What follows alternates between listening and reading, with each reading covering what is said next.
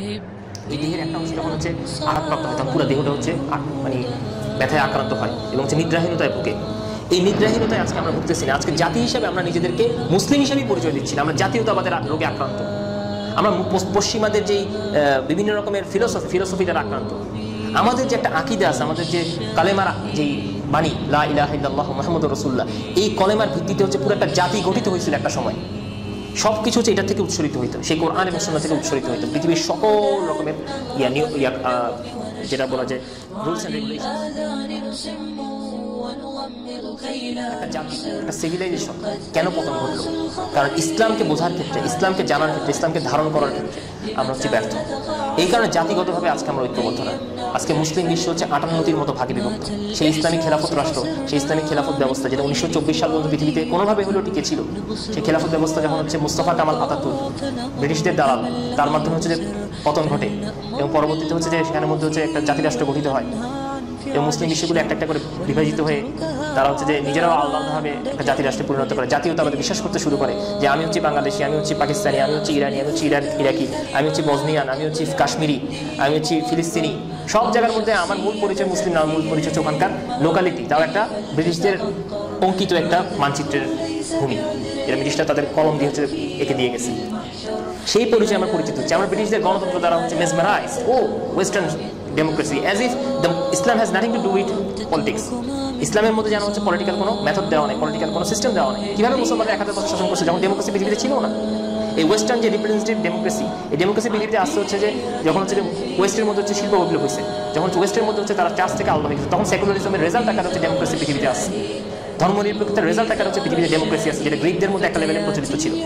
সেই ডেমোক্রেসি মুসলমানদের মধ্যে যখন ছিল না, তখন তো মুসলমানরা ডেমোক্রেসি বলে রব তুলে নেয়। তারা মুসলমান ইসলামের মধ্যে যে রাষ্ট্র ব্যবস্থা আছে খেলাফত,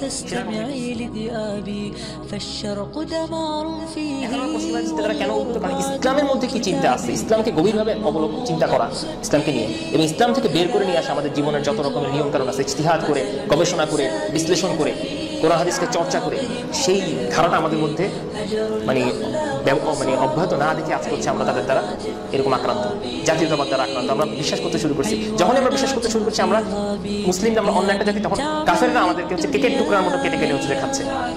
সারা পৃথিবীর মধ্যে যখন হচ্ছে ইরাকে আক্রমণ হয়, তখন সিরিয়ানরা বলে না ওরা তো ইরাকি, ওরা তো আমাদের দেশের না।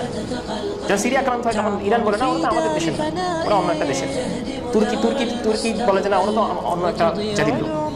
ফিলিস্তিন আক্রান্ত হয়ে বলবো ফিলিস্তিন তো অনেক দূরের একটা অঞ্চল যেখানে কিছু লোক মুসলিম।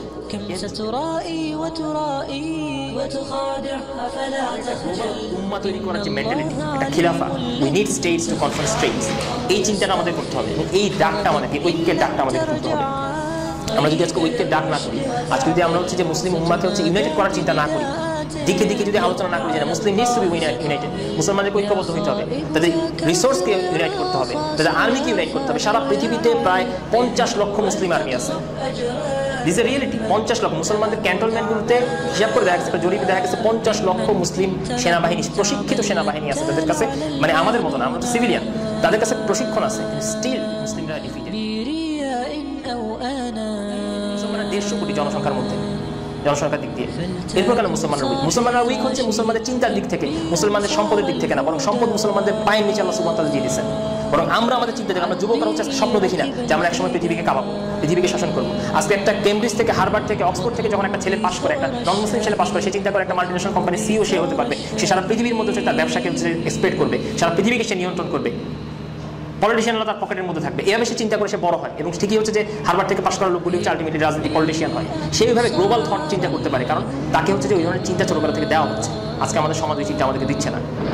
এবং এই চিন্তা আমাদের নিজেদেরকে গ্রহণ করতে হবে, আমাদেরকে আলোচনার মাধ্যমে চিন্তাকে আমাদের মধ্যে আবার জাগ্রত করতে হবে। কারণ জাতি হিসাবে যদি আমরা মাথা তুলে দাঁড়াতে চাই এই পবিত্র রমজান মাসে, এই কোরআন নাজিলের মাসে, তাহলে এই কোরআনটাকে আমাদেরকে আঁকড়ে ধরতে হবে, আমাদেরকে জানতে হবে ইসলাম আমাদের কী বলছে, জ্ঞানকে বৃদ্ধি করতে হবে এবং এটাকে স্প্রেড করতে হবে, সমাজের মানুষের কাছে ইসলামের দাওয়াটাকে পৌঁছাতে হবে এবং ইসলামের দাবি তুলতে হবে। সবচেয়ে বড় কথা যেটা মুসলিম উম্মার ঐক্যের দাবি না তুললে এটা অটোমেটিকলি হবে না। দাবি তুলতে হবে, সমাজের মধ্যে একটা পাবলিক ওপিনিয়ন তৈরি করতে হবে যে we need Islam, we don't need this kind of western solutions. This solutions have never made any for us, মানে আমাদের জন্য কোনো রকমের গুডনেস নিয়ে আসেনি, বরং মুসলমানদেরকে ডিভাইডেড করে রাখছে, মুসলমানদের মধ্যে আরও সমস্যা ক্রিয়েট করছে। মুসলমানদের ইসলামিক আকিদার ভিত্তিতে হচ্ছে কারেক্ট সলিউশন, যেটা হচ্ছে ইসলামিক স্কলাররা ইতিহাসে কন্টিনিউয়াসলি বলে গেছে কীভাবে একটা ইসলামিক স্টেট চলবে, কীভাবে একটা ইসলামিক সোসাইটি রান করবে, অর্থনৈতিকভাবে, সামাজিকভাবে, পারিবারিকভাবে, রাষ্ট্রীয়ভাবে, সব কিছু, কূটনৈতিক পলিসি থেকে, রাষ্ট্রীয় পলিসি থেকে, পররাষ্ট্রীয় পলিসি থেকে, এভরি পলিসি হচ্ছে সেট আপ করা আছে আমাদের। যেটা আমাদের নাই সেটা হচ্ছে আমাদের সেই ভিশনটা, মুসলিম যুবকদের সেই আকাঙ্ক্ষাটা, যেরকম তারিক বিন জিয়াদ যে আকাঙ্ক্ষা রাখছে। আমাদেরকে বুঝতে হবে যে ইসলাম হচ্ছে বিজয়ের জন্য আছে, ইসলাম হচ্ছে মানুষের অন্তরকে জয় করে ছাড়বেই, পৃথিবীর প্রত্যেকটা প্রান্তরে ইসলাম প্রবেশ করবে, রাসূলুল্লাহ সাল্লাল্লাহু আলাইহি ওয়াসাল্লামের ওয়াদা আছে। তো আমাদের হতাশ হওয়ার কোনো কারণ নাই যে না চারিদিকে তো জাহিলিয়াত ছড়াই গেছে, চারিদিকে এত সমস্যা, আমরা মনে হয় পারবো না। না, আল্লাহ সুবহানাহু ওয়া তাআলা বলেছেন ওয়ালা তাহিনু ওয়ালা তাহজানু ওয়া আনতুমুল আলাউনা ইন কুনতুম মুমিনিন, তোমরা চিন্তিত হও না, তোমরা দুঃখিত হও না, হতাশ হও না, তোমরাই বিজয়ী হবে যদি তোমাদের মধ্যে ঈমান থাকে, যদি ঈমানদার হয়ে থাকো প্রকৃতিভাবে, যদি আল্লাহকে বিশ্বাস করে থাকে, ইনশাআল্লাহ তোমরাই বিজয়ী হবে, তোমাদের বিজয়কে কেউ ঠেকাতে পারবে না। আল্লাহ সুবহানাহু ওয়া তাআলা আমাদেরকে বিজয়ের ওয়াদা দিয়েছেন, ওয়া'দাল্লাহু আল্লাযীনা আমানু মিনকুম ওয়া আমিলুস সালিহাতি লা ইস্তাখলিফান্নাহুম ফিল আরদি কামা ইস্তাখলাফাল্লাযীনা মিন ক্বাবলিহিম। সূরা নূরের মধ্যে আল্লাহ সুবহানাহু ওয়া তাআলা বলেছেন তোমাদের মধ্যে যারা ঈমান এনেছে এবং সৎকর্ম করেছে তাদেরকে আল্লাহ ওয়াদা দিচ্ছেন তাদেরকে দুনিয়ার মধ্যে অবশ্যই হচ্ছে শাসন ক্ষমতা দিবেন, যেরকম তিনি তাদের পূর্ববর্তীদেরকে দিয়েছিলেন, এবং তাদেরকে তাদের দিনকে তাদের জন্য সুদৃঢ় করবেন, এবং তারা ভয়ভীতির পরিবর্তে শান্তির অবস্থার মধ্যে ফেরত আসবে, এবং তারা তার সাথে কোনো শরীক করবে না, তার ইবাদত করবে। এরপর হচ্ছে যারা হচ্ছে যে করবে ফাসিকি করবে, যারা হচ্ছে যে মুখ ফিরাই নিবে, যারা হচ্ছে কুফরি করবে, তারাই হচ্ছে আসল হচ্ছে যে পাপাচারী। আল্লাহ সুবহানাহু ওয়া তাআলা আমাদেরকে ওয়াদা করছেন যে সূরা নূরের মধ্যে যে না অবশ্যই তোমাদের কাছে পৃথিবীর শাসন ক্ষমতা যদি তোমরা আল্লাহর পথে অগ্রসর হও।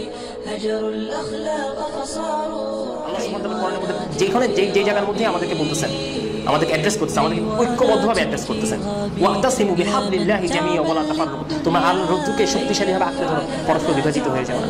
আমরা যদি ঐক্যের যে চেতনাটা সমাজের মধ্যে যদি প্রতিষ্ঠিত করতে পারি, সমাজের মধ্যে যদি দিকে দিকে ঐক্যের ডাকটাকে আমরা শক্তিশালী করতে পারি, তাহলে খুব বেশি দূরে নাই সেই যেদিন হচ্ছে আমরা আবার ঐক্যবদ্ধ ধীরে মাথা তুলে দাঁড়াতে পারবো। এই পবিত্র রমজান মাসে আমাদের জন্য আবার বিজয়ের মাস